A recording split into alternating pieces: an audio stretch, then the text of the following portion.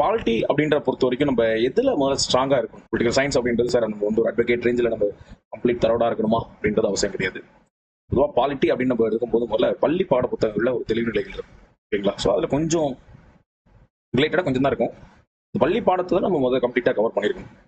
அதற்கு பின்பு தான் என்ன பண்ணணும், நம்ம வந்து நமக்கான ஒரு புக்ஸ்லாம் இருக்கும், நிறைய ஆத்தர்ஸ் புக்ஸ், லட்சுமிகாந்த் போன்ற பல புத்தகங்கள் இருக்கு. அதில் வந்து நம்ம பகுதியாகவும் விதிகள் ரீதியாகவும் அட்டவணைகள் ரீதியாக நம்ம படிக்கணும். ஸோ முழுவதுமாக படிச்சுட்டு நம்மளுடைய முந்தைய வினாத்தலை பார்க்கும்போது தேர்வாணையங்கள் எதை நோக்கி இந்த கேள்விகளை வைக்கிறாங்க அப்படின்றது நமக்கு தெளிவுபடைய முடியும்.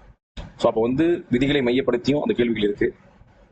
ஒரு சில வழக்குகள், நிறைய வழக்குகள் இருக்கு. கேசவானந்த பாரதி விருது வழக்கு, மினர்வா மில்க் கேசஸ், வியாபாரி யூனியன் வழக்கு போன்ற வழக்கு சம்பந்தமான கேள்விகளையும் முன்வைக்கிறாங்க.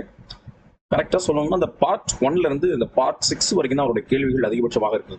அதை தவிர்த்து இந்த அரசியலமைப்பு சார்ந்த அமைப்புகள், அரசியலமைப்பு சாராத அமைப்புகள்ல இருந்து ஒரு கேள்விகள் இடம்பெறுது.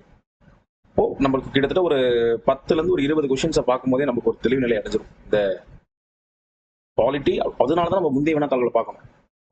ஒரு பாடத்திட்டத்தை படிச்சுட்டு முந்தைய வினாத்தாள்களை படிக்கும்போது நமக்கு ஒரு கான்ஃபிடன்ஸ் லெவல் கிடைக்கும். கூடுதலாக உங்களுக்கு ஒரு கியூரியாசிட்டி உண்டாகும். ஸோ அதன் அடிப்படையில் நம்ம இந்திய பொருளாதாரத்துக்கான ஒரு முந்தைய வினாத்தாளை தொடர்ந்து இன்றைக்கு இந்த இந்திய அரசியலமைப்பினுடைய 2019 2024